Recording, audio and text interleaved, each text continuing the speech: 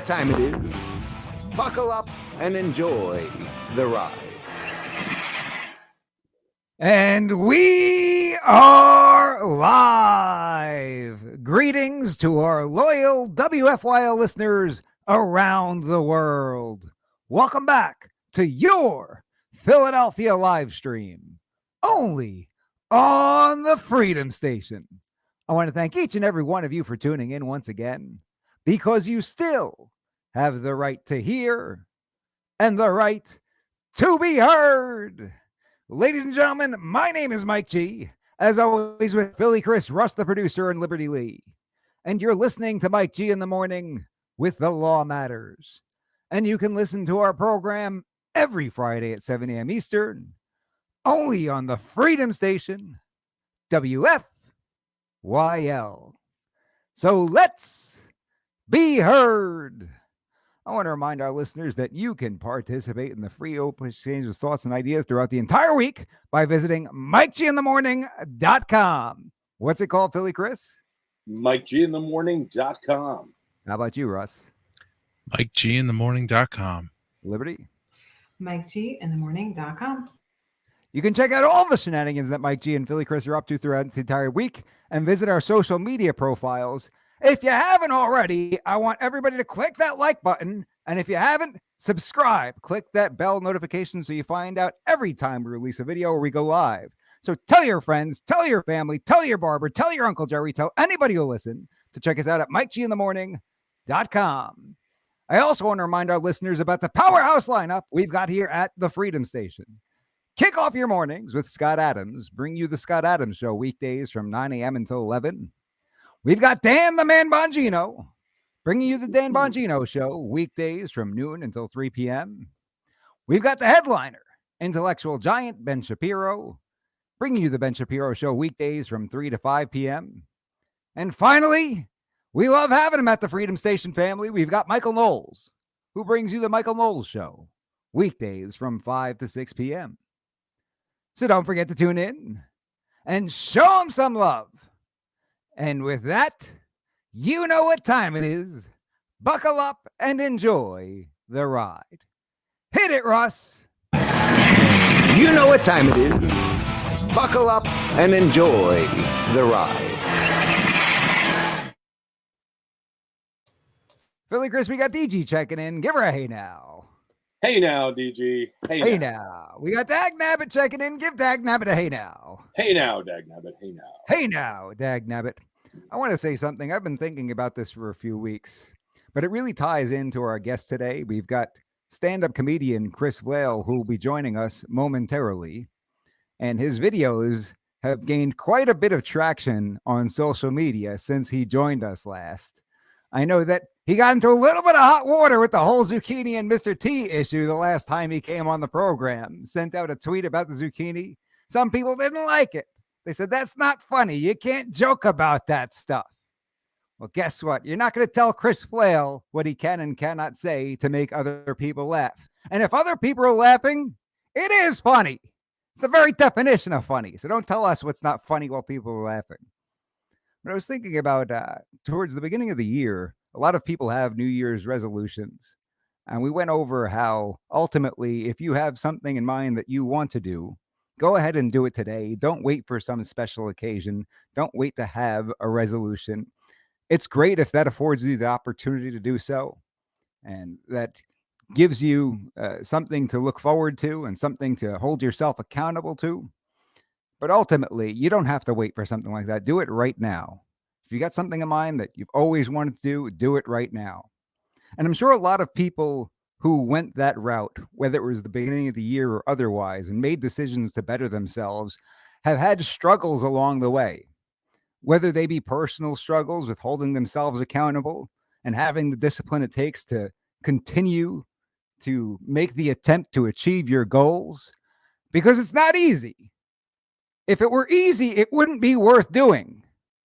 To wake up every day and go to the gym, to eat right every day, whether it's making a commitment to reading your Bible, whether it's a commitment to donate money to charities that you deem beneficial, regardless of what it is, it's not easy to have that discipline. Aside from your own personal struggles, the struggles with discipline, there are other issues that will come up with your circle, the people with whom you surround yourself. And what I mean is this: there are certain animals where if they try to escape some form of confinement, the other animals will drag them down. And if that animal is alone, they'll get out every single time of the confinement. But when they're with other animals, they don't want that animal to escape. They drag him down. They don't let him escape. They want to keep them down there in confinement with them. We see the same thing when people try to achieve personal goals. What do I mean by this? If you've made that commitment where you're going to eat right, maybe other people don't want to have that discipline. They try to drag you down with them. If you made the commitment that you're going to spend time in the gym, maybe they don't want you spending that time in the gym. That's not what they want to do. They don't want to get up every day and do that. So ultimately, they try to get you away from that. Nah, why are you wasting your time doing that? Come do something else. They might even try to attack your personal character for something like that. Say, look at you. You care so much about how you look, even though we know that's not what it's all about. There's mental health aspects that go into it, beneficial for your mental health, beneficial for you physically. But ultimately, what happens is you see these people trying to drag others down. Maybe it's committing to your life, making a commitment to do better for yourself and your family financially. People say, why are you spending so much time doing that? And what ends up happening is you might lose some of these friends.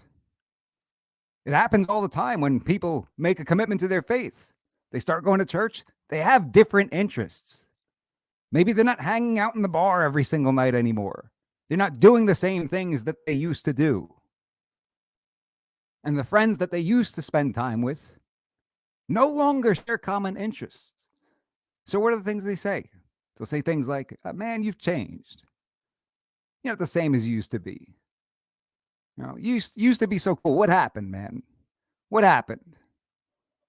The fact of the matter is that the people that you surround yourself with, if they don't want to make themselves better, you're going to end up spending less time with them unless you conform to their ways.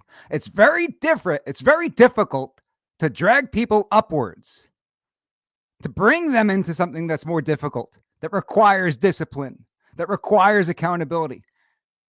It's much more difficult to do that than to have them drag you down. I heard somebody say once that you're going to have the average weight, the average bank account, the average income to the folks you surround yourself with. Why is that? Is it because you're some spoiled rotten brat and that you're snooty, you're just a snob now, you don't want to hang out with those other people who don't stay in shape, don't exercise, they don't eat right? Are you some kind of a snob elitist? You don't want to hang out with people who don't have similar jobs to you or some financial discipline? That's not it. You've just grown to have different interests and priorities. Because if what your friends want to do is sit around all day on the couch and smoke pot and eat potato chips, and what you want to do is to get out to the gym, eat right, stay away from drugs and alcohol, go to Bible study, educate yourself, make yourself better, make work a priority, contribute to your family's financial success and stability, you have different interests. They want to sit around all day, eat potato chips and smoke pot. You don't. You want to do something else. So you know what? When they say that you have changed, yes, you have changed. That's not necessarily a bad thing. You have different interests now. So you don't want to do the same things. You're going to spend less time with those people if you don't want to do those same things. Billy Chris, you've been around the block quite a few times. You've also got kids, so you got to have these conversations with them as well. Have you ever run across these kinds of issues? Yeah, I've had some conversations about those types of things with my kids. And, the biggest thing that I think I shared with them is, especially as they were getting older, is that, mom and dad are not always going to be with you. So the decision's going to be yours and the consequences will also be yours. So, I've definitely made some mistakes in life, and you learn from them, and you hope you can share that knowledge with your children and friends and family, and they'll, learn from that without making the mistakes themselves. But I suppose we all have to go through some trials and tribulations at times. But yeah, definitely have those conversations. So, And I probably left this part out of it. The reason why these thoughts run through my mind when I think about Chris Flail as the stand-up comedian is he's gone through a whole lot to get where he is today. He didn't just start out being this wildly popular comedian in California because he put in the work and the time. He went out there, he did sets on weekdays in the middle of nowhere for just a few people. And he did it for years and years and years while he worked on his craft to get as skilled and as sharp as he is today. And he spent doing that. That was a priority for him. And the higher you get, the more successful you are, the more haters you are going to have.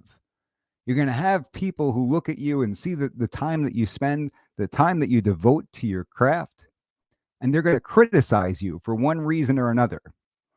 Whether it's they say that you're not talented enough, you're really not that good, or that guy, he's all Hollywood now because he's over in California. Right? There's all kinds of criticisms that people are going to have. Where does that criticism come from? It doesn't come from a good place. It's like the fat guy in the stands at the baseball stadium talking about how that guy on the field sucks. I could do so, like you could do so much better than that guy, right? That guy sucks. He's no good. And that's the kind of criticism that you see.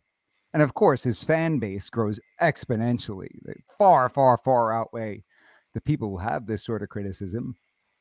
But nobody has 100% positive feedback from their fans alone. Fact of the matter is, you're going to have those haters, and he has put in the time, the blood, the sweat, and the tears to get to that position where he is today.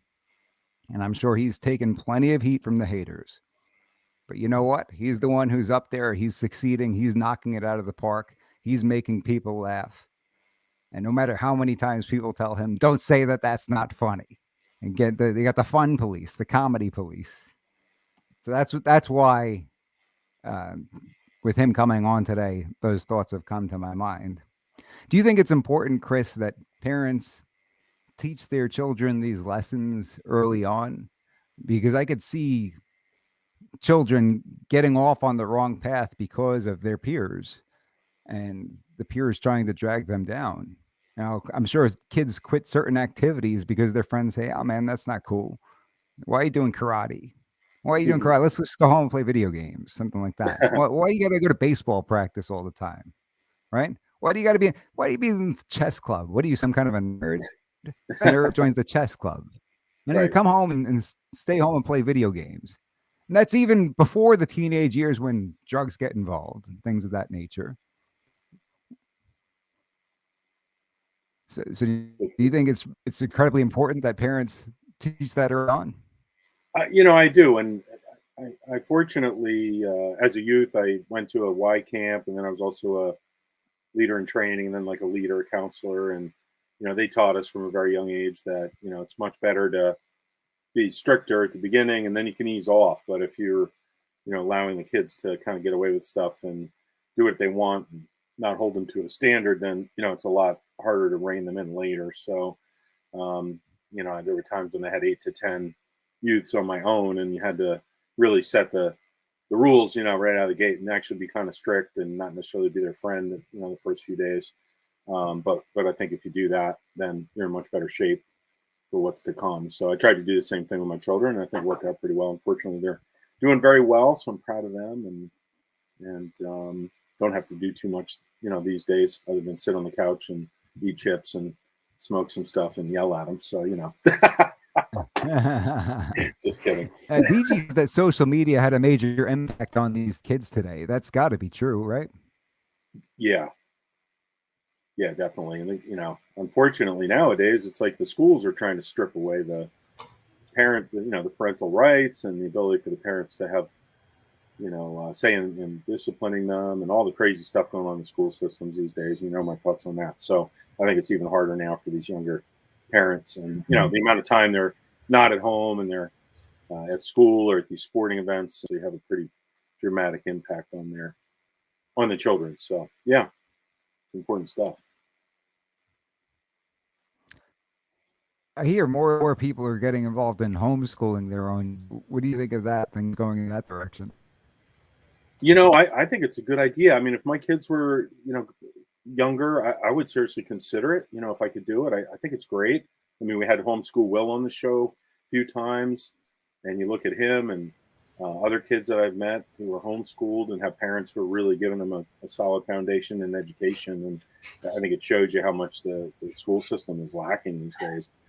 It's horrible. And, all the critical race theory stuff and all this, gender stuff that they're teaching the kids, at a young age. I think they're too young for that. So, yeah, I really think it's amazing that parents will take that upon themselves, because it's such a huge responsibility, and it's difficult too, because you kind of have to have the income to do that. At least one parent would probably have to stay home with the child, which is harder to do these days with the devaluation of the dollar and the economy the way it is, and COVID and this and that and every other distraction like social media. People are commenting on that in the comments. So, yeah, it's crazy. I don't know. If you watch that documentary Agenda, then they talk about that a whole lot, that the goal of promoting feminism was ultimately to have a 2-income household, and therefore the corporations make out like bandits because they can charge more, right? So families aren't getting any more, but these corporations can make more. And B, right, the government gets to tax 2 individuals, right, in the household. Yeah, that's a good point. More control over the kids too. Liberty, did you have something to chime in? Liberty, did you have something when it comes to homeschooling? It's funny because I never really thought about it till I got older, and somebody in my family half homeschooled, and they are literally the smartest person I know, like literally a rocket scientist. And I was like, if you're not around other kids, how are you being challenged? And it's really up to just your parent to teach you. So really, I think Mike G had said something that really sparked in my mind why this works. And so when you're in school and you're surrounded by kids, like, yes, there's something to that. You can go to the park and meet other kids for different, you can do sports outside of the school if you're homeschooled. So you can have social interaction, what I've learned, right? So you can do activities with other kids, even though they're homeschooled. So that's you're getting your social stuff there. But I think what Mike G had said is he went to a Christian and like a small Christian school. So I don't think it just has to be homeschooled. I think it can also be like a faith-based small environment. And I was still thinking, well, how if you're only having this amount of kids, such a small base, how are you really developing that much? Just up to the teacher and the kids. And the truth is, it's really that foundation of either faith. I mean, I think faith's number one, but 2 parents or at least one, somebody or a caretaker that really loves you and pours into you. And so that you're not distracted with, I want people to like me. And that's what all the root of a lot of evil comes from, the need to be needed and wanted. And so a lot of kids miss that because they're focused on, I want people to like me. And that's exactly what social media comes in and fills that in as well. So it's the comparison, right? And so if they're in home and they're getting fed by their parents and they're getting fed all of this faith, that's the foundation. And then your mind is an environment to grow. You're not distracted. That's a good point there about the private schools. Pastor Whitney, paid for private schools, talks about that. And then Stacks also makes a good point over here. He says, we're going to try homeschooling, but you still have to pay school tax. And that sucks. Stacks' comment. That is a good point, right? If you got to take on the burden yourself, you still have to pay the school tax. And I had the conversation with somebody before who was on the liberal side, and they said, yeah, but the people who are going to public school in your community, they're going to end up being the doctor that takes care of you, or they're going to end up being some other professional that you need in the future. So you want them to have a good education in public from the time that they're young. My response is, yeah, you get such a great education in the public school system, right?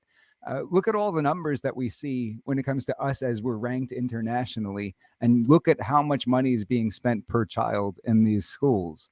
It's not a great value by any stretch of the imagination. Troy says, we homeschooled. I know his kids got a good education. Troy Clopton from God and Guns, in case you're unfamiliar, check it out. Randy says, between the garbage being taught in schools, the peer pressure, drugs, and media violence, today's youth is put through the gauntlet every day. I'm so glad my kids are grown. That's true. We live in a very different world today. Troy says, we have a homeschool group. They play sports. We travel.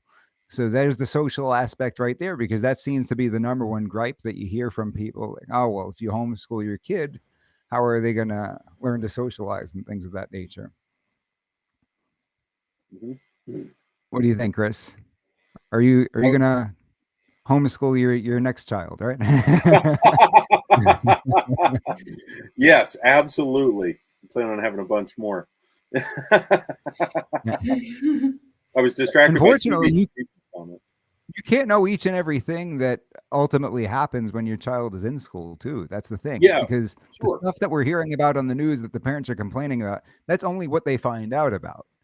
You're not going to be able to know each and everything that goes in your kid's brain 8 hours a day. It's just not possible, no matter how involved you are as a parent. But do you of course, you want to be involved, talk to your kid. What'd you learn at school today? Tell me a little bit about this. Have conversations with them, but you're not going to get the transcript for all 8 hours. No, it's ridiculous. There should be a camera in every classroom so you could watch at any time.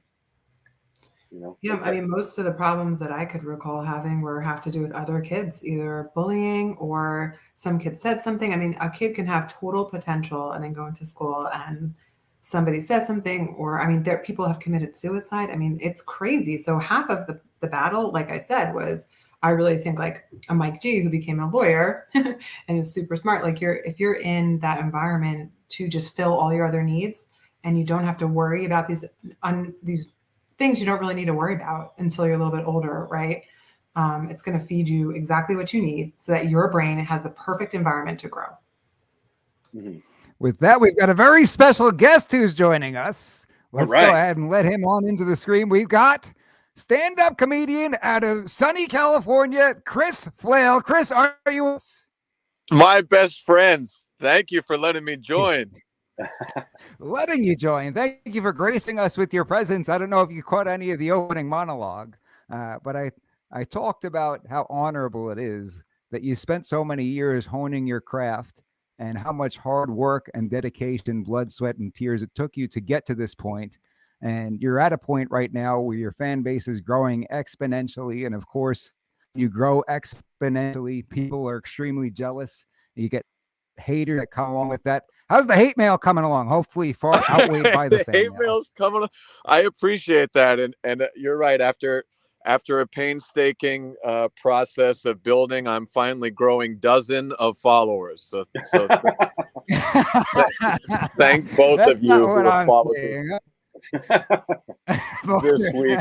I'll tell you what, the hate, I mean, there's really two categories of haters for the up and coming, AKA not famous comedian. The first one is just the one that's kind of an anonymous Twitter egg that shows up 3 days after you post something that goes really deep. My favorite one is when two guys will argue on your post for days at a time. I did one about being an Eagles fan on TikTok, and two guys from the Saturday the week before the Super Bowl until the Monday after the Super Bowl argued with each other in the comment thread about it. Those are my favorite.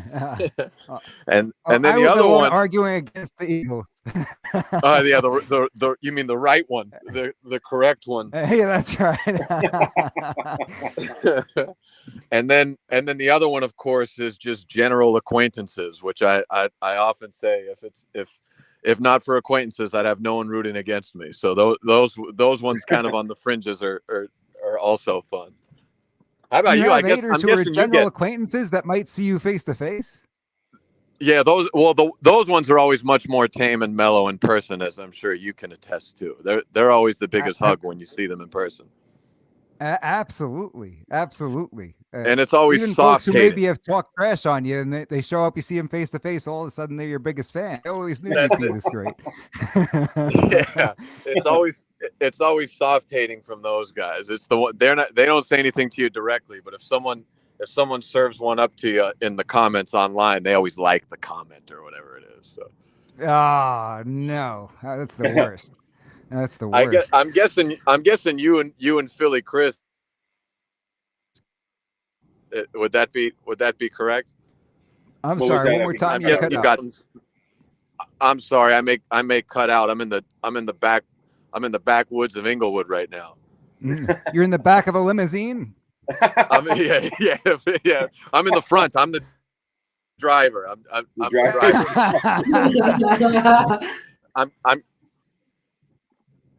I'm guessing you and Philly Chris sort through a hate mail in your line of work. Oh, quite a bit of hate mail. Not gonna lie. I think you read a few on the air. That was good.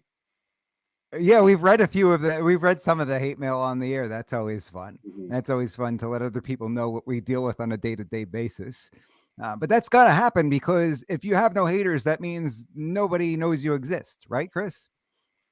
Hey, you're doing something wrong if you don't have anybody hating you. Correct. Hopefully, we'll get some Yeah, more after this episode. I think it's fun. I got to distinguish which Chris is which. You're Philly Chris, and Chris Flail is plain old Chris. Okay, if I say Right. plain old Chris, then That's it's right. Chris Flail. If I There we say go. Philly Chris, then That's it's right. not plain old Chris. It's Philly Chris. Sounds like a plan. I'm the backwoods north Philly, Chris. I tell it in California, I'm from Philly unless you're from Philly, and then I'm from the middle of the woods somewhere. But for Oh, there you Britney's go. sake, Nice. That's true. That's true, because if he's out in California, he's close enough to Philly that he can say Philly, right? Right. But if he's Right. in Philadelphia and he says he's from Well, what Philly, and happens- people what- find out. Go ahead. well, plain that's old what Chris, happens. go ahead. I tell people I'm from like Eastern Pennsylvania, and they, sorry, am I cutting out? You're good now. I think some of your haters. I got- said got a hold of I'll your tell name, people so- I'm from Eastern Pennsylvania, and they say, "Oh, you're from Philly," and eventually I just submit. And I go, "Yeah, okay, I'm from Philly," and then someone from Philly joins the group, and they're like, "Oh, this guy's a fraud." Yeah, that's not Philly at all. I remember in our one class, I forget which one it was. In the class where the professor, he's this Jewish guy from, he was thinking he was a rabbi, originally from Brooklyn, and says to Chris, "Phil, where you from?" And says, "I'm from a small town in northeastern Pennsylvania." He said, "Northeast Pennsylvania, what part?" And he goes, "Frackville." And he goes, "Frackville, where's that?" And Chris says, "Northeast Pennsylvania." And Philly Chris, he did this thing where like he was makeshift comedian of the day. Like he would, every single person in the class, he would make them give a little bio about themselves and just give them a little jab to make fun of them. I was like number 20, so I had time to get ready for him. And he was, how would you explain this, man? I mean, he professors make you buy their book for their class. He made us check the ratings of his book to make sure that he sold more copies than his enemy at like the University of Michigan or something like that. It was like, It was pretty good. That was pretty good. That should have been filmed. That was a good class. was So a good Chris, plain old Chris. I don't know if I should be calling him plain old Chris. Chris Flail. I like it. We have this. Funny, You Chris. like plain old Chris? Then we'll go with plain old. I Chris. love plain old Chris. You have a bunch of these videos that have been really blowing up lately, and you seem to really be hitting your stride. What is it thank you. that sent you into this next level? Is there anything in particular that happened, or is it something that sort of organically just started taking place? Well, the last time I was on, you and I were talking about my ongoing battle with Mr. T. My ongoing feud with Mr. T. And I would joke around with my brother, and my brother, he would always say to me, he's like, if you'd lean into this would really become something. But I never really, I don't, my humor is not typically political. It's just whatever I find absurd or silly, I want to talk about. And I was at the gym one day, and I was watching the TV without sound, and I saw the surveillance balloon stuff coming up, and I was like, this is just the silliest thing. and so it was on mute, so I could only see closed captioning, and they had like some grizzled general who's been, has been through it all, and the press corps is asking him questions about a balloon, and to watch him have to, he's a general, and to watch him have to like Bidenize his answers to, kind of sound, everyone who's a Democrat now kind of talks in the Biden cadence, and a lot of Republicans just talk in the Tea Party cadence. So to watch him have to Obama cadence answerize these questions about a balloon, which were probably driving him crazy. The guy's got a lapel full of patches from doing real things, and he's answering what they're going to do about this balloon. It just struck me as so absurd, and I got the idea, and I filmed the sketch. And the sketch, the sketches are maybe 90 seconds long tops, is what Instagram will allow. So I did this thing and got it out, and it was maybe an hour before it went out. And I checked it the next day, and the next day people seemed to have taken to it. And by the time the next day rolled around, I saw the next headline, which is balloon has crossed over the Carolinas. And the first thought that came into my mind is, oh, well, that thing's coming down. If they don't shoot it down, it's going down. And so the sketch about that. And then once it went down, the next idea was, well, the news can't be done with this because, networks like CNN they're running debt. They need to squeeze juice out. And so it's one of those things that just keeps feeding itself, and it became fun to me. So I've double Dutched my way into it. So I didn't talk to you about your time constraint before you got on here. Could we have time to show a couple of these 90-second videos and talk with you about that? I would love that, man. I'm sorry if I keep cutting out, but I've got a 90-minute drive to a show, so I'm here as long as you guys will have me. Awesome. We have them. Russ will have it ready to go in the doc. So we have his page pulled up. Everybody follow. Mm-hmm. Yeah, follow Chris Flail on Instagram. If you're watching on your video screen right now, you can see it. If you're not watching on your video screen, then you can just type in Chris Flail. Russ, so why don't you go ahead and start off with that one, Russ? Oh, back it up. Back it Make sure you crank that sound up because Instagram doesn't do that. All right, crank it up. Make sure the sound's up. He's not Charlie Chaplin. We're not going to watch him do it silently.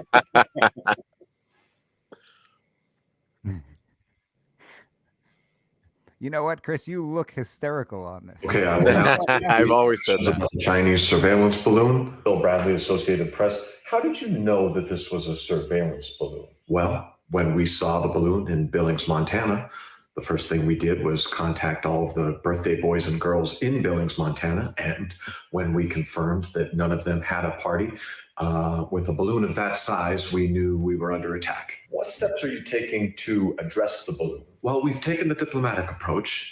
We've contacted Party City to consult on how they typically deal with rogue balloons. And if that does not suffice in this case, we've considered contacting the Ukraine to get some of our missiles back. And third, naming this Chinese spy balloon, how is that different than referring to COVID as the China virus? Well, I guess the main difference is that everyone knows that this administration doesn't mean it like that. Peter Doocy, Fox News, y'all suck. That's your question? Fine, a question. Why don't y'all admit that y'all suck? This administration is not prepared to not say that it doesn't.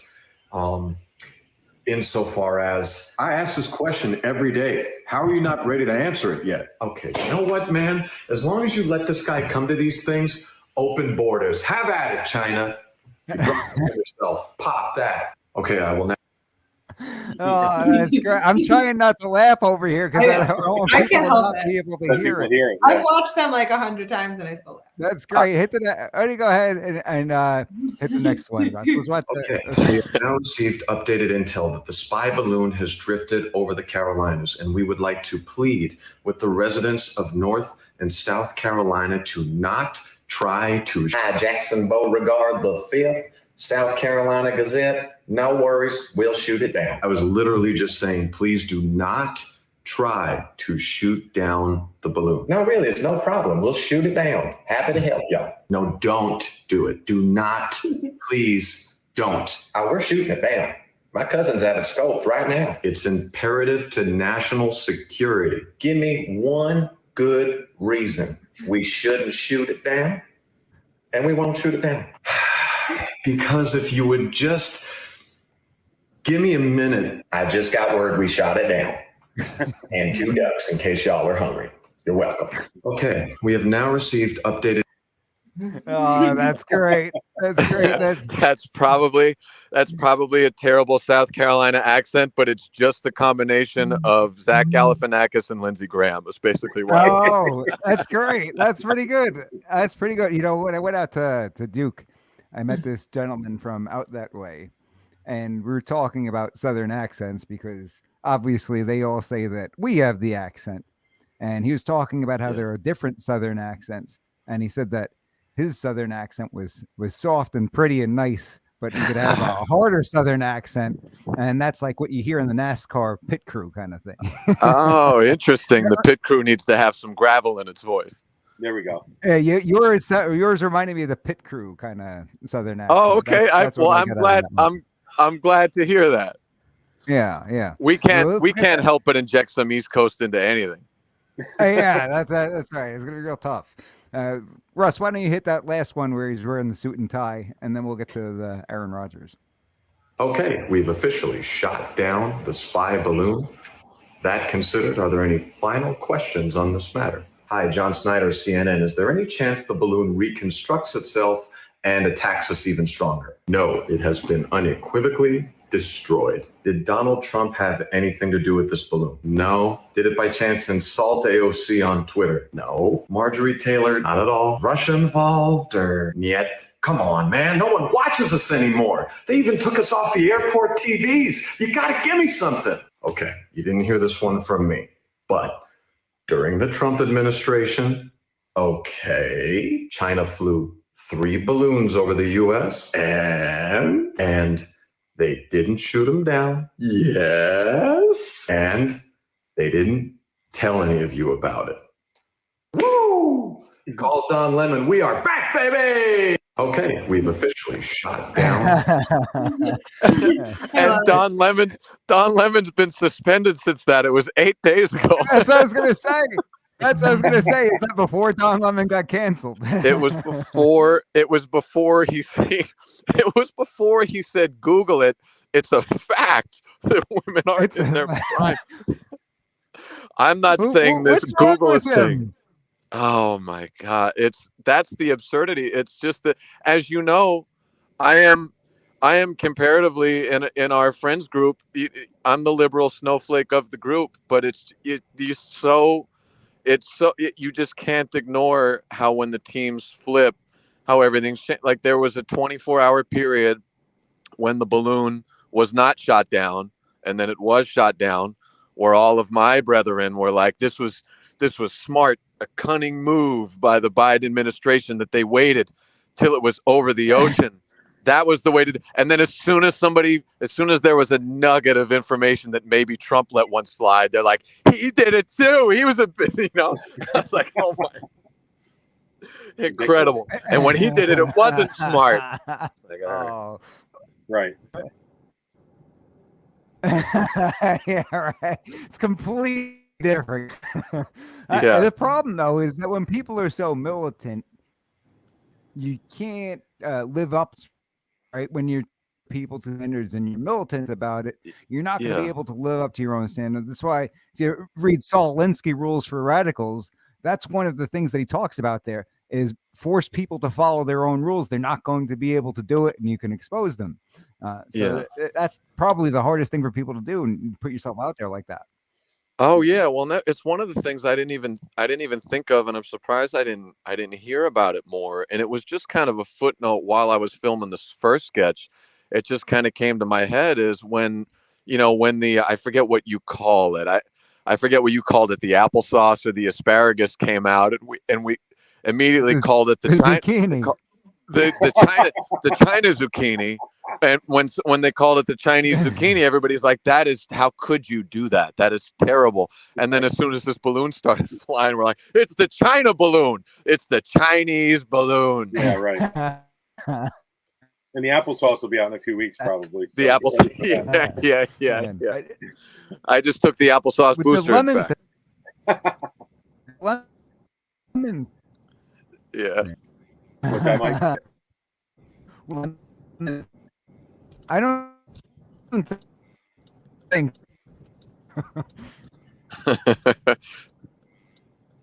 We're losing you a little bit, Michael. you would have. I would been. I think Mike's in the limo with you now. That's right. I'm sorry. I'm under a bridge right now. I apologize.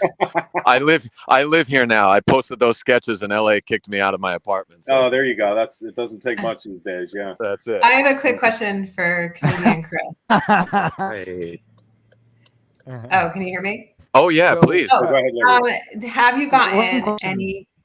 Have you gotten any extra hate since switching? Well, I know you didn't totally switch to political humor, but have you gotten any increase in hate? I haven't. It's been pretty calm. I was surprised by that. I thought it, but I've also done this thing because I don't know if it translates the same way for radio personalities, especially because you guys are stars. You got your whole thing going on, but for a struggling fledgling clown, it's very difficult to live and die with the reaction of each video. So I've gotten to the point where whenever I post something, I try to take about 24 hours before I even look at my Instagram again, just for my own health's sake. So I expected it to either not really get much in the way of views or to get some views and people be angry about it. But for whatever reason, this one, maybe because I was talking about a balloon, it was kind of benign enough that it didn't hit the real hate radar. But I've been skating by okay so far. All right.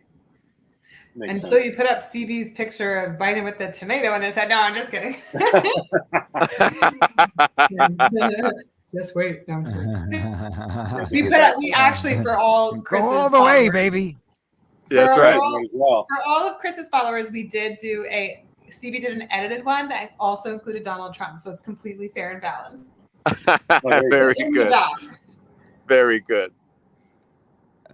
I wanted to ask you about that plain old Chris. So when you did that one video talking about CNN's dying for something Trump because their ratings are in the toilet and they're having a tough time because that was their whole game for several years.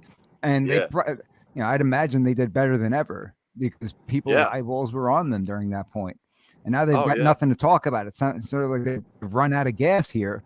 Do you see that also on the stand-up comedy side? Because it seems like there were so many stand-up comedians that when Trump was in office and when he was running, they used it as a crutch. And that's all they had. All their material came from let's make Donald Trump. And that was all they had. I guess some of them still are doing it. If you watch some of the late night television, they find out they dig out these Trump stories that they still find a way to make it about him. But do you find that some of the comedians, like they kind of woke up and they're lost when he's no president as far as their material goes? I mean, I think it's kind of, it seems to be, it's something that kind of drives me crazy about kind of the business in general and kind of where things are going, where it seems like now everybody gravitates to whatever works the quickest, and then you just beat that thing to death. It's like people are taking entertainment in the direction where, it's kind of like I've got my Google Maps up right now, and sometimes it doesn't take you the best route; it just takes you the fastest turn that will work. And it's like, if this works and gets a lot of views, now I do 45 videos of that, because it's quick and easy and cheap and whatever, instead of finding the new thing. And I'm not a fan of it, but it's also why I have 12 followers and not a million, probably, because I like to play what speaks to me and what I think I could make good, as opposed to just following the trend of what somebody's into. And it seemed like to me, from a news standpoint, that's what they're hitting on right now. Is anytime there's a trend of something big, if there's a big murder mystery in the news story, and Wife, the classic story, wife goes missing, suspicious husband gets questioned. You see 12 more stories of that over the next 6 weeks because they go, okay, this one got hot. It's an easy story now. Let's squeeze every drop of juice out of that we can before we move on and do the hard work of finding interesting things from scratch. And I think that's it. I think you saw during the Trump administration, it was wild. But like New York Times was taking out ads during the Super Bowl. Right. It's $6 million every 30 seconds or something like that. Yeah, because of we are the bastion of truth and objectivity and all that. Because there were so many eyeballs, there was just the general calamity of what happened today. What did he say today? What are they fighting for today? What are we angry at today? And I think there's a big hangover of that right now of when it was missing. And me and my folks got what we want, which was quote adult in the room. Everybody looked around and went, oh wait, there's a whole lot of money lost when the quote adult is in the room. So let's just I guess we're going to make the adults the children here now and go forward. Very true.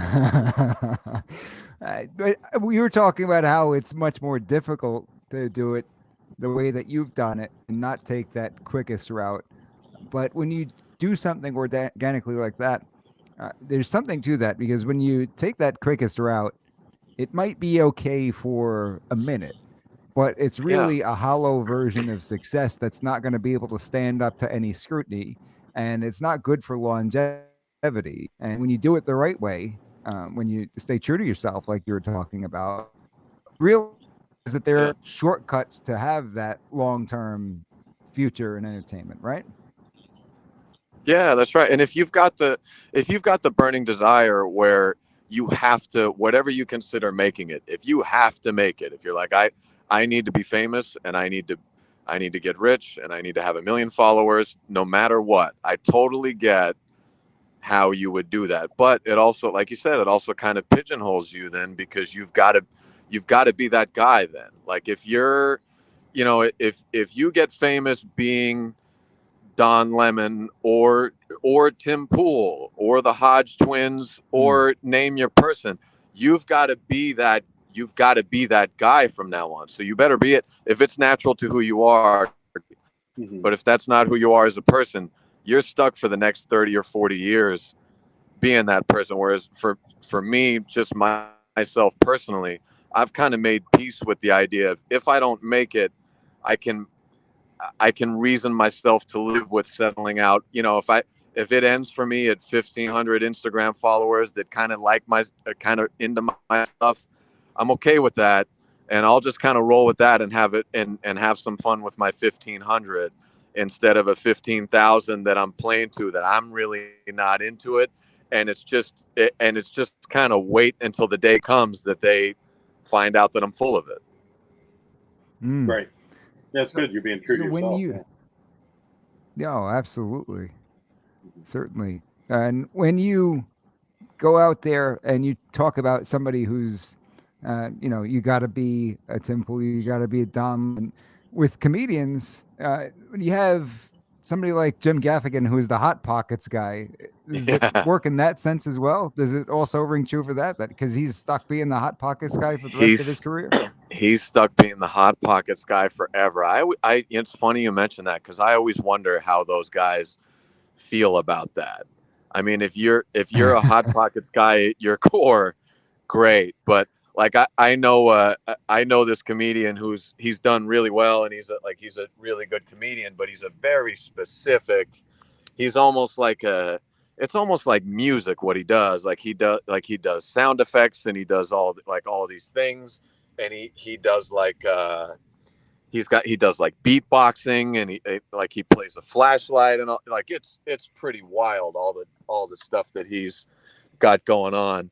And I always joke around that I'm like, I've got to imagine that there's some moment, sometime, somewhere where he's halfway from his hotel to the gig, and he realizes he's forgotten his flashlight, and he goes, I got to turn around and go back. That's the first 35 minutes of my act is the flashlight. I'm a bridge too far to ever drop it now. And I just think of that. If it's him and it's who he is, great. But if it's not who you are, that seems like it would be torture for me. I wonder if that's It's similar okay. to You being don't like have a- to be shy and protect him. You don't have to be shy and protect him. We know it's Carrot Top, ladies and gentlemen. Carrot Top. I thought Russ was the Hot Pockets guy. Yeah. Russ is the Hot Pockets guy. Is that similar to being like a And one Liberty hit has wonder, him. like Rick Roll, like being Rick Rolled, like that's all he does in interviews, Right. like that's all he's ever known for, and they seem like their kind of their artistic self is stunted. You know what I mean? That's exactly right. Yeah. Yeah. By the way, I think Rick Roll. What is it? Rick Astley. I think he made that song when he was like 19 years old. Isn't that wild? Oh my gosh! But Wow. he makes So- bank on it. That's for sure. So Oh, he was a baby. Yeah, he does. I bet you he makes a ton on that. But it's funny, Gotta. Chris. Yeah. I don't think you'll ever be pinholed into anything, because if you actually go to his page, everybody who's listening and watch his content, he's got a variety, and he's got some that really went viral. So he's Oh, thank you. definitely check him out. Thank you. I call my strategy the worst one in show business. As soon as you find something you like on my page, I'm doing something different. That's awesome. Keep everybody guessing. Yeah, that's right. Plain old Chris. So I think some people end up in these positions as performer, not intentionally to get to that place as quickly as possible. But sometimes it happens where you're necessarily not being true to yourself, but you do something that maybe you don't expect to blow up. And that seems to be something that people really love. For example, Nirvana, when they released Smells Like Teen Spirit, I don't think they were necessarily going for, let's make this hit on the radio, because a lot of that album and a lot of their time was, maybe it wasn't as raw as their earlier stuff. Right. They straight before tried to get radio friendly or anything like that. And Kurt Cobain couldn't stand going out there and playing Smells Like Teen Spirit after a while. Sometimes it could sort of happen incidentally that you end up like Jim Gaffigan. Maybe, I don't know if he intended the Hot Pockets thing to be the way it was and it lasts as long as it was. Do you think that happens sometimes too, where incidentally people just end up pinholed? Oh, I'm sure you're right. Yeah, there's plenty of stories of bands out there that don't even want to play their hit song because of just that. I'm sure that happens all the time. As a matter of fact, I mean, I've known a couple of people who have gotten that way, that they've now luckily for one or two of them, it wasn't something that they hated. They loved. Like I had a buddy who was doing sketches, and he was doing really good sketches, and they were funny, and they were getting some play on TikTok. But then he did a challenge. There was this challenge that he did that somebody offered him up for, and he did it right before he was heading to the coast, got in his car, 90 minutes later, checked his phone, and he had like 2 million views on it. And He's like, well, I kind of like it. He just happened to like that line of work. And he's like, all right, I'm going to do this. And now he's a celebrity now. He's exploded. So it can work out in a good way like that. But yeah, there are plenty of stories of people where that happens to, and you just kind of get swallowed up in, like Steve Urkel style. I know he enjoyed Stefan Urkel, but every time he was out there being all cool, we were sitting going, hey, put the glasses on though. Seriously. Yeah, right. When's Urkel coming back? Yeah, come on, man. Yeah, great. You made Laurel. You made Laurel blush. Put the suspenders on. All right. Right. Chris, where do you feel the most at home when you do your comedy, or is that like a jinx? You don't want to say that. No, that's a great question. So between sketch and stand up, it's definitely stand up and on stage. And there's a couple of places that just feel like home. My favorite place to go, I would have to say probably it's on the coast here in California, San Luis Obispo, because they've got an interesting mix of, like, it's a college town, and it's a good college town, but there's a lot of locals too. So they get this odd mesh of two different crowds that come out, which is kind of what I like to play to, is something things that work for everybody, not because it's kind of monotonous and works for everybody, but because it's universal. So but they keep you on your toes because they're kind of well informed. So I like that. And then there are a couple stages here in Bakersfield that are just, I mean, it's same reason. It's kind of diversity of thought crowds, and it's really cool to get up in front of them. And I always joke around is like, I used to joke around with crowds out here because is again, like you go to LA, if you come to LA and you do a conservative joke, you know, you've already lost the crowd. But if you go to I used to joke around and say, if you go to Bakersfield and you start a Trump joke, they'll hear you out, but they'll kind of look at you. They'll put their hand on their holster and go, just make it funny. All right. Just make it funny. Have you had to heckle you? And that's what I love about it. Have you ever been heckled? Have you Chris? had hecklers? Oh, all the time. Oh, yeah. Hecklers come all the time. It's wild. Actually, the third time, no, not the third time. So the eighth time I ever did comedy, about 30 guys circled my car and wanted to jump me after the show. Because I had just moved to California. Wow. I had just moved to California, and I was doing a show in a nightclub that was attached to a bowling alley that was known for like multiple murders happening in after we started doing comedy. Exciting. And I went up and we had a couple of hecklers, and I went in kind of hard on them, and we went back and forth, and I was a bit younger of a man. So I had a quicker temper. And after I got off stage, one of the guys went to a group of his friends, and all of the dudes went and walked outside. And it was at that moment I realized I hadn't changed my license plate yet. And I had just spent 10 to 15 minutes talking about being from a small town in Pennsylvania. So they knew where to find me. Wow. What happened? You know, shot every single one of them. That's right. I flexed and they ran away. No, what happened was, oddly enough, the security told me that they can only help me to the speed bump, which is about 50 feet away from my car. Okay. And they said they didn't want to call the they said they didn't want to call the cops because the potential murder was the least nefarious thing happening in the establishment at that moment. I just got lucky. I got lucky that they got tired of waiting for me the second I hit the door to walk outside to go face my music. So everybody inside the club thought that I was this tough guy that they decided to all drive away from. But I had the bird's eye view of them. Just happened to go like, all right, I guess he's not coming out. And they got in their cars right as I walked outside. So I got some street cred for no reason right off the bat. Wow. That's funny. They chickened out. That's what it comes They to. chickened out, but for a couple of weeks, it was like, yo, Chris is crazy. He just went out to fight 30 guys. Yeah. I went out to play a game of freeze tag and run back in the building if they saw me, but they don't even know that. We've got a listener asking, Chris, do you ever play any shows in the Harrisburg, PA area? That would be awesome. I'm working on it. It's been a couple of years since I've been home, and I lived in Harrisburg before I moved out here. So I'm looking at getting something going there and near my hometown, which is about an hour away. So keep an eye. I'll be sure to post about it, but keep an eye out for probably late summer, early fall. I'm definitely looking to get something going there. And I've got some friends that are world-class comics that either live there now or lived there before, and I'll be bringing them with me. So even if I'm not your cup of tea, I'll be bringing your cup of tea with me.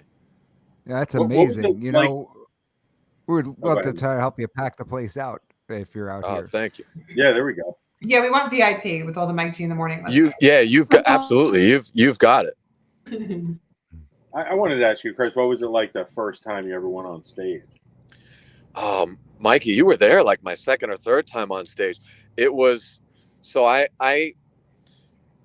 in Oklahoma is where they had a comedy club out there, and it's where I learned about road acts. I'd only ever seen people that were on HBO or Comedy Central, and there were these polished, 20-year seasoned pro Dave Attell, Nick Swartz, and all those guys. And then I went to the club in Oklahoma, and it was the first time I saw a dude that just lived in San Antonio, that, he played Tulsa, Oklahoma City, Fayetteville, Arkansas, San Antonio, Dallas, in Omaha, Nebraska. And his big closer was like, hey, DJ, hit my song.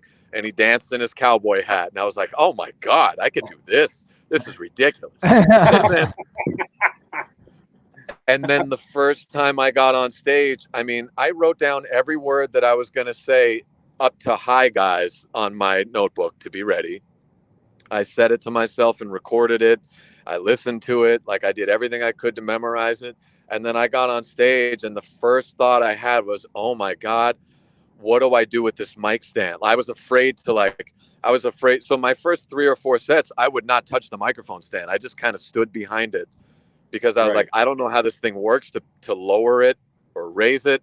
If I move it somewhere, I'm afraid I'm not going to move it back. So it's like when you start a new job, the scariest part is like, where's the bathroom? How do I get back to my desk? And once you figure that out, you're like, okay, I think it's that, 3 months later, the first day you walk into work and you get to your desk and you realize all I'm thinking about is the work now. Right. It was like that. It took a good, the mic stand around and everything. Yeah, it took a good 2 to 3 months to go, all right, now I even know how to be a person on stage enough to be able to focus on how bad I stink with whatever it is I'm trying to say. No.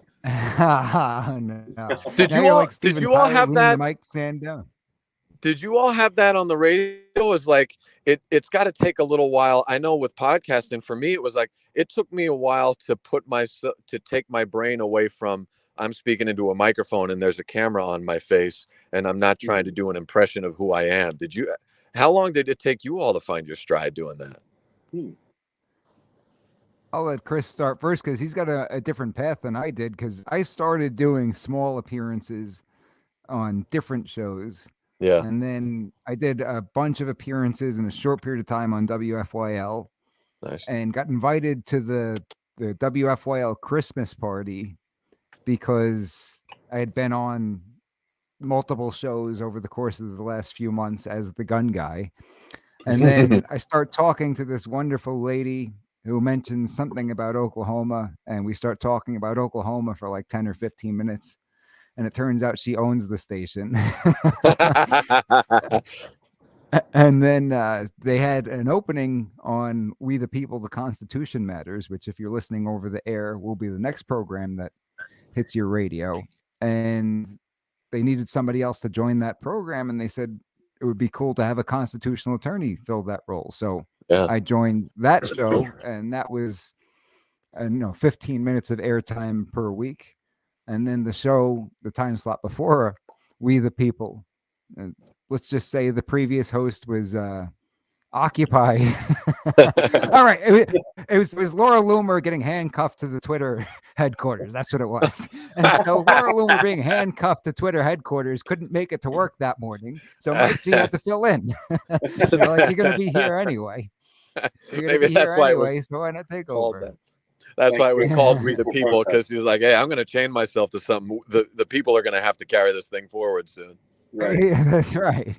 So I ended up filling in for a few weeks, and then after that was offered the full-time thing. But I honestly, when that opportunity came for week 1 to do my own show, I felt very much ready because I had been doing it in small doses for a very long period of time, and frankly was excited to do it. And it's like, it's about time. Thank you. Yeah. Yeah. But how about you, Philly Chris? Yeah, that's a great question. I mean, I remember the first few times I appeared on your show, and then, fortunately I had the benefit of working with you before at Law Shield, where we were presenting together to people. So there was sort of a little bit of a transition there, but it is totally different when you're in the Fox studio and, it's like counting down and you're going live and, you have to broadcast to, live audience, people in the car and now on the internet. So, but yeah, no, I've really enjoyed it. It's been an amazing experience, and I'm happy to still be here. You haven't got rid of me yet, who knows? But, we just learned to accept the fact that so many people know what jerks we really are. That's right. Right. Exactly. Yeah. But now it's kind of the ship has already sailed on us getting any job in any kind of mainstream job, right? Right. Yeah. I remember thinking, I was like, well, I guess that's it for the corporate world. But looking back now, I'm real happy that I was open with a lot of my feelings along the way during the pandemic and all that stuff. And, it's been great hearing your thoughts on it, Mike, and Liberty and Russ and everybody. And, it probably kept me sane being able to come on here and vent and have such a loyal audience listening to us and tuning in each week. So. This dude's so smooth that he came on our program and figured out how to interview us. Wait a minute, watch this. I got one. This is funny you mentioned because I've got one more question that I'd really like to hear from the three of you, if you would indulge. Wait, hold on a I second. could just picture you negotiating in that capacity. Next thing you know, the person's paying you guys twice the money. Everything's all backwards, and they're thanking you for it, right? This is Might be something an about radio that I've really wanted to know. If you would, I mean, I'll hold it till next episode if you'd like. But if you would indulge me, I'd love to ask it. You could go ahead and ask. I can't promise answers. Okay. So I'm lucky enough to, especially you, Mike, know you really well, but I've known the three of you behind the microphone and camera now, and I know you all really actually get along, and you're a real family of people, and even through the success. And something I think I've noticed about a lot of radio shows that gain success is there seems to be something about it that through the process the staff really becomes disconnected and disjointed. Like you'll hear stories about famous radio shows that either broke or are still going, that between breaks they don't speak to each other after the episodes, like they're in different locations. What is it behind the scenes that is there anything you've seen that had done that to other shows that the three of you have kind of cultivated a culture where it's stayed we must be good bonded? at taking it because Mike won't even take my calls anymore. So That's what I was going to say. I don't know what you're talking about. I hate these people. before next week's episode, Mike, I don't know what I'm going to talk about. I could hardly stand to be on the air right now. I actually have a piece of tape covering up Philly Chris's face on my monitor right now. I got electrical tape covering up his face. Yeah, you're gonna cut him. You're gonna cut him out of the group. You're gonna cut him out of the group, and next week say Philly Chris chained himself to the Twitter headquarters. Everybody, he can't make it today. Sorry. He handcuffed himself to a briefcase filled with cement and tossed himself into the. You want I should make you change yourself to Twitter again? Right. Save me, Elon. Save me. Yeah. I can see how that's now. You got to understand that there are some shows where they weren't necessarily friends to begin with. Like if you look at, the one that comes to my mind because their feuds have been so public lately is Skip and Shannon. You've heard about that stuff, right? Oh yeah. So, but they were not exactly friends going into it. There was this massive business opportunity with Skip leaving ESPN, and Shannon just happens to be a phenomenal talent at what he does, and it's a great on-screen match. But they've had so many problems, even on screen, coming to the forefront. And I believe Shannon's been honest about it off camera, saying, "Listen, we're really not friends outside of the show." But you know what keeps them going is that financial incentive. They both need each other. The money, baby. That kind of money. Yeah, they gotta make that kind, at least to make that kind of money. Because I've got no doubt that either one of them would be wildly successful on their own, but they won't be that kind of successful. There's just something to that thing where it works. Money. Yeah, that's the only reason that he's still here. You'll never get a real answer out of these guys, Chris. It's not even worth trying. Dude. Well, that's why I need you to come in and give me the real here. I have an opinion. Please. I mean, from what I've experienced with them, the first thought came to my head was that Mike G is a loyal type of person. I don't know if it's just being from New York, he wants to bring his friends up with him. So I feel like he'll recognize talent in people. So like when Philly Chris came in as a guest, he recognized it. So he's like, he'll bring you in. He's not trying to leave people behind. Like he'll bring you up with him. The second thing is, I got me and Philly Chris are both like similar empath personalities. And so we're very open. I guess I would just say like, I hate to say it this way, but it's like the Trump thing. Like we're all from the East Coast and we all just call it like it is. We call each other out. Like if we're mad at Russ, we tell Russ we're mad at him. Like, you know what I mean? And so I feel like a lot of the news, what you see is a lot of like, I hate to say fake. That's so cute. Yeah. I hate to use the word fake, but if you look at the news, like, hi, they're basically like robots and we're just not like that. We're just like, we're, you know, like what Trump, he's going to McDonald's. He's getting people in McDonald's like burgers. You know what I mean?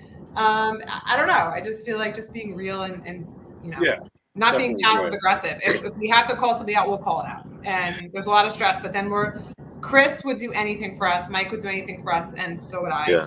And I don't know about Russ, but I was just going to say that if we really want this interview to get interesting, we'd talk about the Mike Russ relationship. That's probably the most interesting though. Me and Philly Chris is kind of boring because we've been, you know, good friends for a long time, and we seem to be on the same page quite a bit when it comes to professional things as to, you know, what the expectations are and everything like that. Yeah. So usually, you know, it just comes naturally. The off-screen stuff really comes naturally with Philly Chris and I. But I will say that Russ and I, we've had our contentious parts of our relationship on air as well. So it's not like we've hidden them from anybody or acted fake about it, right? Right. Yeah. Hilarious. I think that's Russ is hiding in a cave right now. Hilarious. He's hiding out right now. Hilarious. And I was like, tell me how you guys have stayed such a family. It just baited you into letting Russ catch strays for 10 minutes.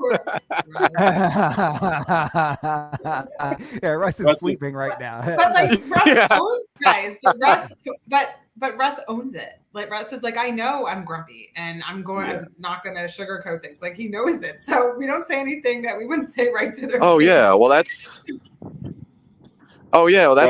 how you know. And you're so right about it that Mike is loyal to the grave, and evidence none better by the fact that he's been friends with me for 12 years, which if you know me, I'll do I do everything to make you quit on me. So if he hasn't, he's one-way ticket to heaven for that boy. Is that a Brokeback Mountain reference? No, I'm just kidding. I can't quit you.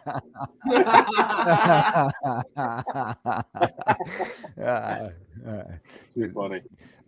You've put up with quite a bit too on your end, to be fair. Plain old Chris. Yeah. I never thought I'd love a Giants fan, but here we are. You're tolerated quite a bit. I really do want to have you back on the program sometime. Oh man, anytime. And I'm sorry I couldn't video in there. No, that's perfectly fine. I think that this has been cool to talk about currently what you're up to and everything like that.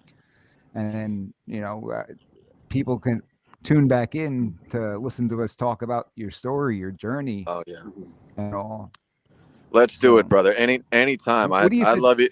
I love you to death, and I'll do 20 interviews with you just to have an excuse to sit down for 20 hours. So you just let me know. I have a question. Mike would probably ask you this off the air, but this is the way we roll. We just ask things on air. Would you go into like more details about your journey to becoming a comedian and, you know, just how it all went down? Yeah, I would love to. Do you want it now or for later for the longer one? For the longer one, I definitely want to talk a lot about your upbringing. I'd love as to. Well. You know, Absolutely. It all started. Whatever you guys want to chat on, I'm down. Can you also get into in detail the time you spent in the Turkish prison? Oh, absolutely. Absolutely. It all started when I chained myself to Snapchat headquarters. Right. That's how you landed your successful gig. Yeah, that's exactly right. You know, it's funny is I don't even remember what I was going to ask you when you started to interview. Once I realized that you were interviewing us, flipped it. I said, wait a second, let me take the reins here because I've got a question that I want to ask him. And then you said, let's keep it going over here. Right. And now I don't remember the question that I wanted to ask you. Save it for next time. Yeah. Yeah, And that's Chris, right. I have another You have a question show about your- that's. Oh. Go ahead, Liberty. What's Go ahead, Liberty. You could ask it for No, me. I was curious, like about just I was kind of studying your social media, Yeah. and like just like how you've grown. I see some of you like what's your Oh, highest sorry, video, and what like is it hard when you do like when you get like almost 100,000 or over 100,000 views in a video? Is it hard like Yeah. to try to keep up with that? Like how are you truly inspired? Is it just like natural things that occur? I guess you said like you were at the gym. But how do you keep that going? Or does it make you nervous? Like when somebody has, again, I was reference music. If somebody has a #1 hit, they have to keep going with that. Like, do you get? Yeah. Like, I don't know how are you doing? Because you're in the thick of it. It's such a good question, because you're right. It pushes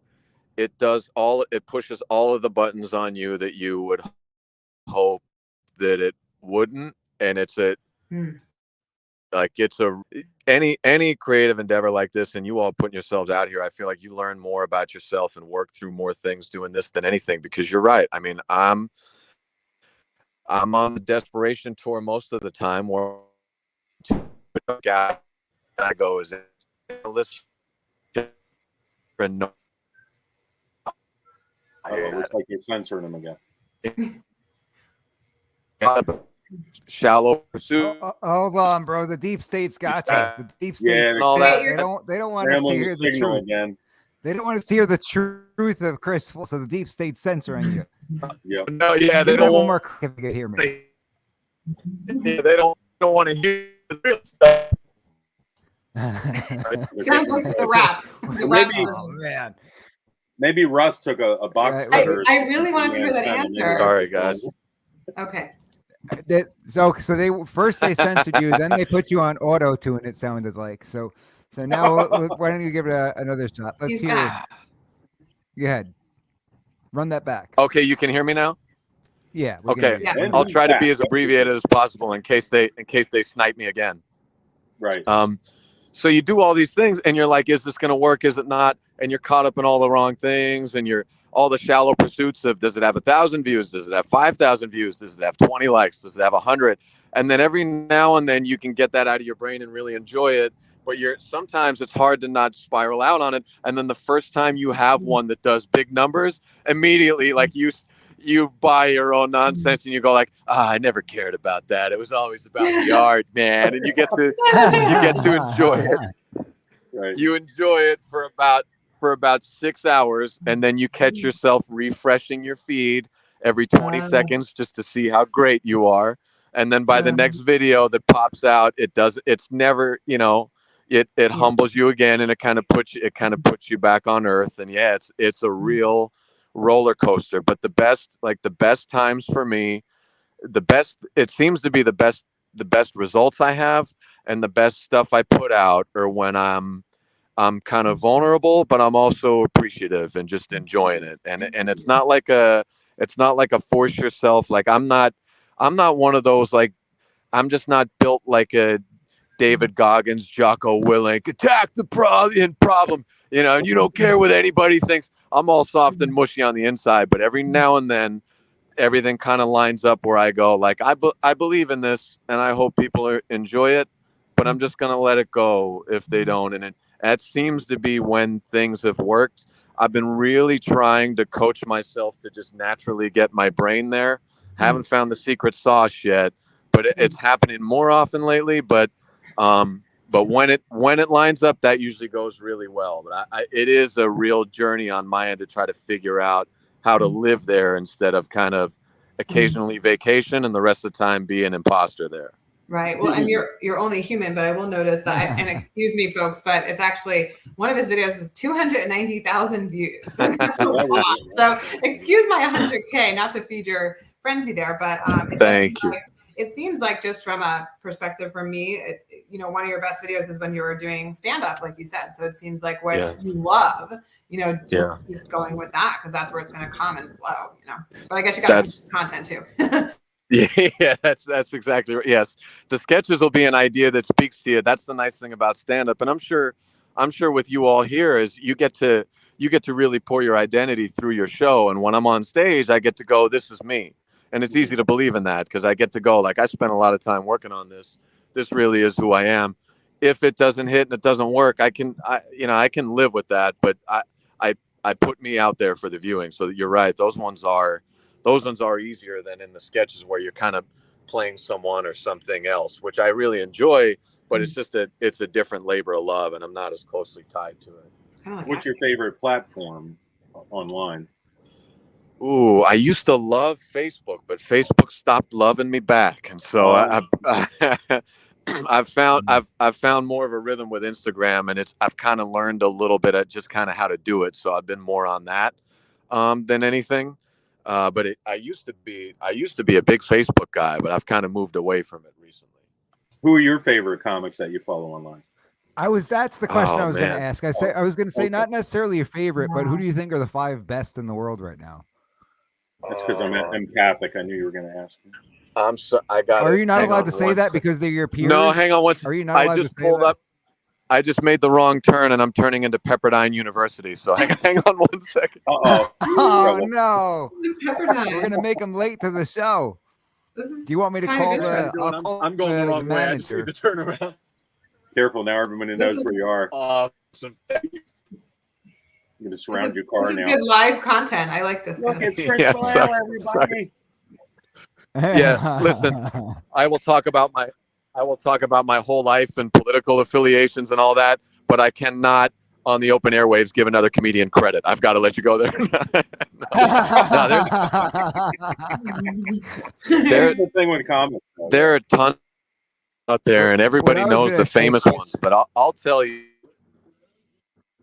Chris, what I was going to say is sorry, that go if ahead. you're doing a show at Pepperdine University because your content has gotten more political, then maybe they're going to go out there and boycott you like Ben Shapiro or something like that. They're going to have all kinds of people ready to set things on fire. I was Right. gonna say I've picked a calm enough university to take a wrong turn into. If I took a wrong turn into Berkeley University and they heard this radio show, I'd be hauled out. Right. Go ahead. Talk about who do you think are the 5 best, if you can? You want me to go famous? Or because Sure. I've got a couple that for your viewing audience are I'm working with a couple tonight that you would not know as household names. Some of the best comics I know that I've worked with. One, his name is John Wynn. He just won the World Series of Comedy across the nation. One of the funniest guys I've ever worked with. Steph and Tom married to each other. Tom Clark's been on Conan. He's been on Bert Kreischer stuff. He's been kind of all over the place. He's great. 2 guys that I work with back home, Joe Alaniz, Alaniz, Daniel Betts, or you'll see some of their stand-up online. They're some of the funniest guys I've ever worked with, and nobody knows it, but I spend 2 to 4 nights a week doing jokes with them. I've gotten the chance to open for some of my heroes.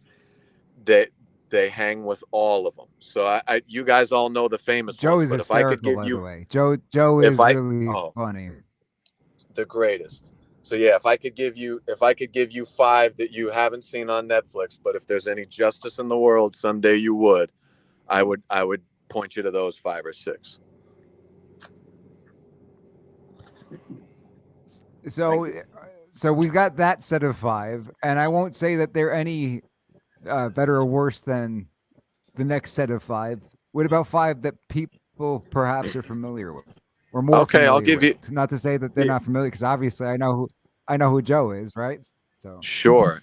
Well, of course, I'll give you the Dave Chappelle, the Bill Burrs, 2 of my favorite. I'll give you one that's one of my favorite comedians in the world. We can also add Ron White to this list, because if you like Ron White, she kind of sounds like Ron White and talks like him. Her name is Kathleen Madigan, and she's one of the favorite comedians I've ever listened to. She's got a couple specials on Netflix, and I think one on HBO, and is just fantastic if you're looking to do a deep dive. Good as it gets. And then for this audience, one of the best comedians in the world that often doesn't get his due, because of his political affiliation, but hits as hard as it gets, as I'm sure you Ooh. guys know and love, is Nick DiPaolo. Okay. Yeah, he's good. I'm writing them down. There we go. Paula.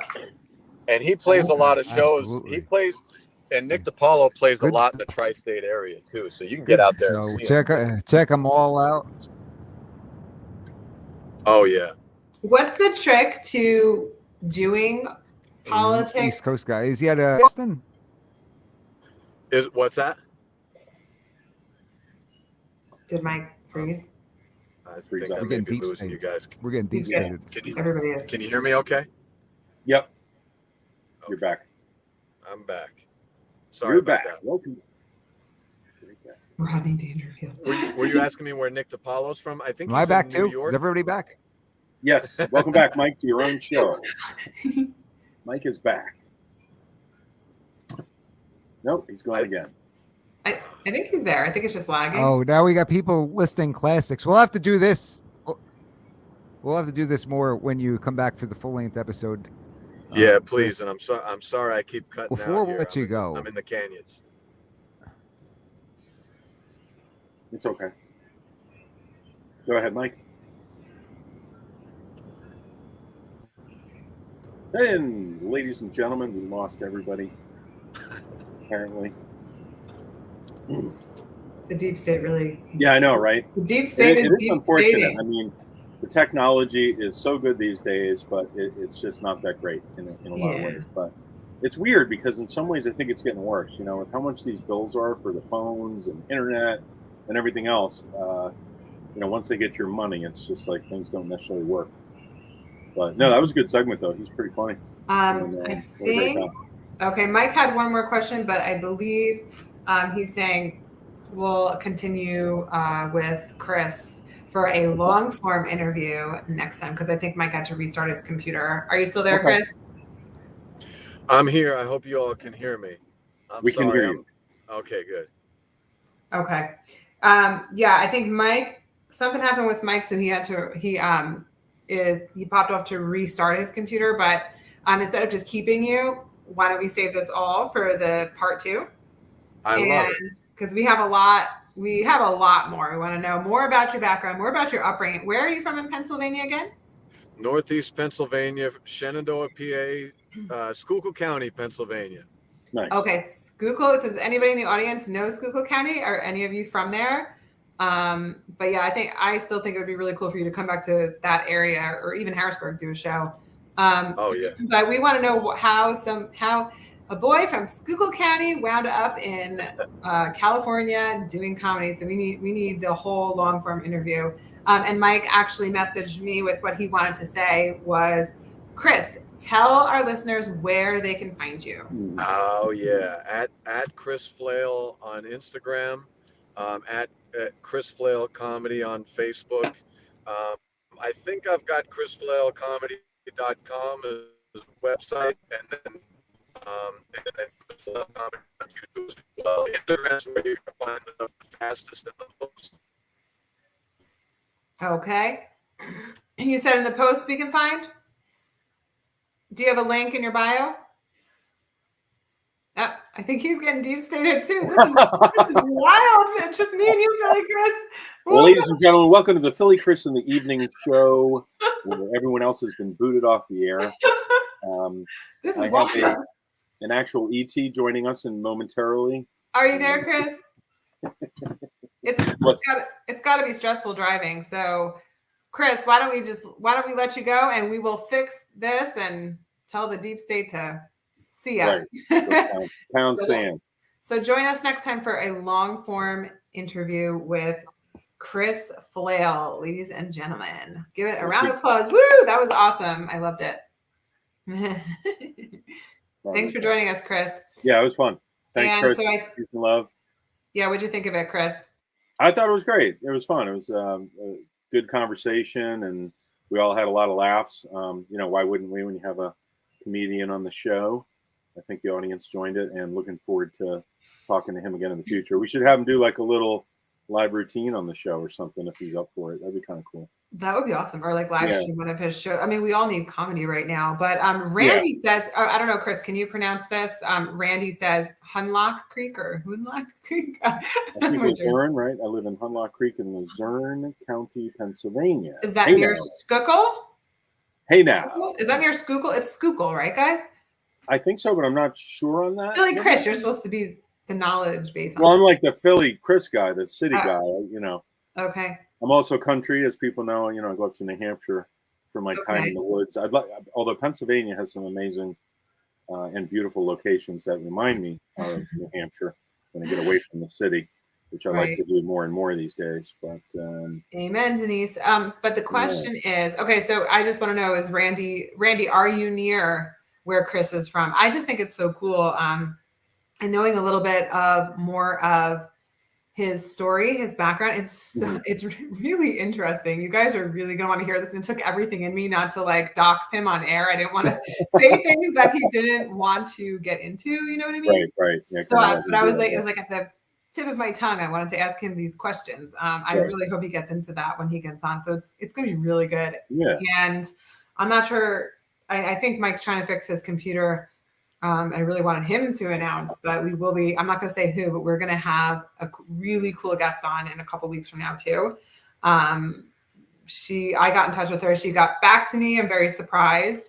And we had a quick little conversation, and she's has pretty much gone viral on TikTok, but she's like definitely more on our side, for sure on our side. So, but it's just really, really cool because she's definitely gone viral, and she's going to be an awesome guest. So yeah, I'm looking forward to that one. Great. I'm so excited because I really liked her. I actually just found her from scrolling one day, and I just loved her, and I was like, oh my gosh, she would be great for the show. And I'm like, she's got so many followers, so many likes, and she's a million. It's great when people like that get back to you too, because they have so many people, I would imagine, contacting them. So whatever you did must have been worked and been compelling. But I've reached out to a few people for the show, as where it's worked. But a lot of people, and they probably get so many comments, they probably don't even see it. So. They get so many. I'm like, she's not going to see this. I got blocked from messaging her on TikTok because I don't post anything on TikTok. So besides my American flag videos, of course. But there you go. That's good. I'm surprised that doesn't get banned. But I found her on another platform, and I just happened to hit at the right time. So I'm excited. Yeah, we do need to hit the range. We got to go shooting. We should set up a Mike G in the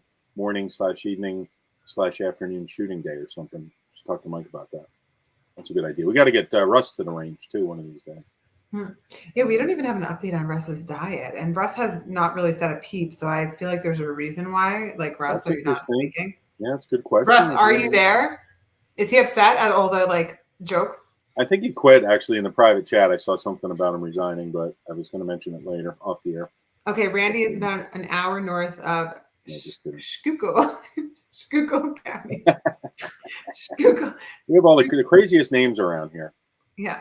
Especially out near Lancaster, right? But Russ, if you're there, please phone home. Are you there? We also have penciled in right now, most likely for next week, a very interesting guest, Rob Packett, who we've been speaking with. And I don't know if you want to. Looks like Mike's back. Maybe you can give his bio real quick, but most likely next week. So while I was off the air, a listener informed me that number one, the Twitch feed is not this feed. So he's listening to last week's episode on the Twitch feed. He didn't get to hear it. Number two, sent me photos of basically flying saucers in the Poconos. Oh, is that right? What? That's interesting. There's been a pretty significant uptick online. I wasn't going to get into it too much this week, but I've been working on something behind the scenes in a few weeks that I'd like to play on the air. But that's interesting that he mentioned that to you because. Wait, there's flying saucers in the Poconos? Did I hear that correct? Did I hear that correct? Wait, Mike, did I hear that correct? Can you guys hear me? It was I can hear you. They shot down the balloon over Lake Huron. So not sure what it is, but it's definitely interesting looking. It's not like you look at it and say, oh, that's just a plane. I'll tell you that much. Well, this is exciting for me. This might be the first time Mike brought up UFOs on the show before me. Well, to be fair, I didn't really bring it up. Listener brought it up to me. Right. I'm Well, just the one thing I was going to maybe mention tonight, since you brought it up, Stephen Greer, who I've talked about, several times on the program, is coming out.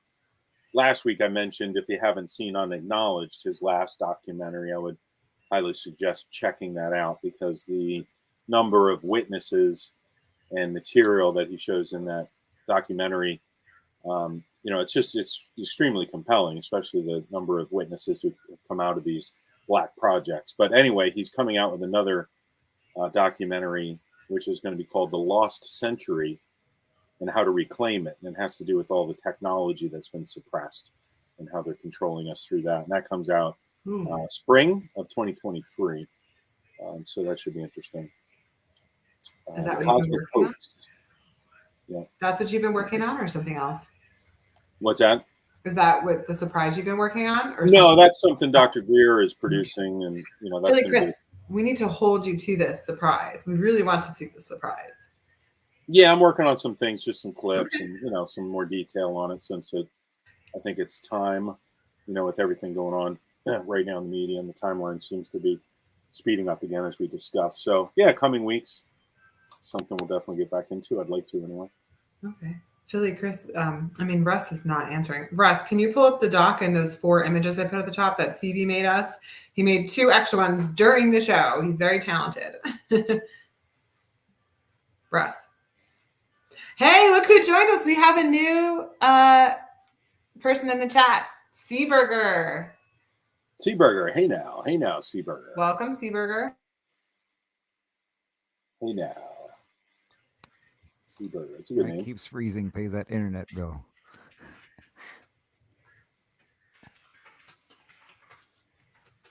It's definitely not a bill problem. I'll tell you that much, Seaburger. Yeah, right. No, it's something where Russ has said. Oh, what's this? What's going on here? Oh, yeah, this is what CB made. You did that pretty quick, because that's what I'm wearing right now. Apparently I'm missing. He said it was Mike's joke. Let's be heard. Now, right. Oh, pardon. Let's be drank. Have you seen me? No. Look at Chris. And then scroll up to, because these are the 2 that CB made for the show. I chose a different one for social media, but then he also made this one, and he also made this one. So would love to see how CB does these sometimes. I think he should probably keep it to himself that way. Oh, a magician doesn't reveal it. That's I know, right? I want to see behind the curtain, man. That's how I am. You know that. Okay. So yeah, speaking of Ohio, right, real quick. Anything else go to the order? Oh, no. I think I'm good. A little choppy tonight, anyway. So I'll it's kind get of over there and check out your interview. What about Ohio, Liberty? Well, Trump did go. Of course, I put like a million videos about Ohio, but Trump visited Ohio. Unlike, I don't think Biden has yet, has he? Or anybody in the chat? But as far as I know, Trump visited, and he bought the fire department meals from McDonald's, and he bought the police department meals from McDonald's, and he was just so chill with the people. I don't know. It was a really great video. It was just classic Trump, and then he thanked everybody, and he went there. I mean, I'd be scared to go within an hour from there, and he's going right there. I mean, he just, he's a powerhouse, in my opinion. And second thing, I just wanted to get this in before the show ended, was we had somebody message in about our original topic, and I was just going to read it for them real quick. They are a teacher, and they said, for their response to the homeschooling, they said most public schools still follow the olden day traditional models, and classrooms are packed. It's difficult to embrace each student's creative nature and individual learning styles in a class of 30. Whereas in a homeschool environment, education is customized to maximize learning. Standardized testing also puts constraints on educators, and the tendency is to teach to the test. Yep. Very standardized. Yeah. So that's coming from a teacher. Well, the educational system was designed to make good little workers, not really to turn people into independent, innovative thinkers. Yeah, so I thought that was a good comment. And yeah, Ohio, guys, it's a big disaster. And actually, I want to show the videos, but I might as well just say it. With that engineer that we watched last time, he came out with a video and he basically said that they're probably going to use COVID as a cover up in a way. Oh, can I say COVID? I don't know. I think you can. Basically, like if they have respiratory symptoms or symptoms that mimic Oh gosh, that what that virus is, then they will probably basically blame it on that.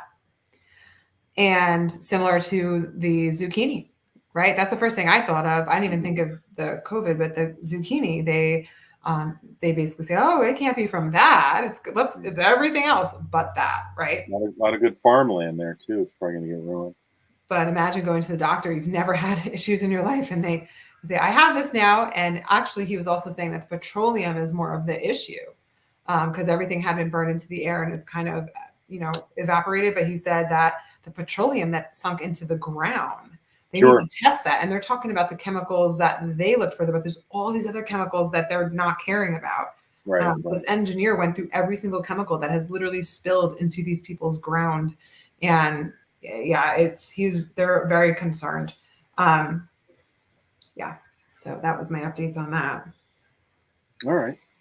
Sounds good. That's all the time we got for today. Stick around for We the People, the Constitution Matters. Pastor David Whitney, Professor Philadelphia. I'll be joining as your legal analyst. We miss you, Ellie. Daddy loves you.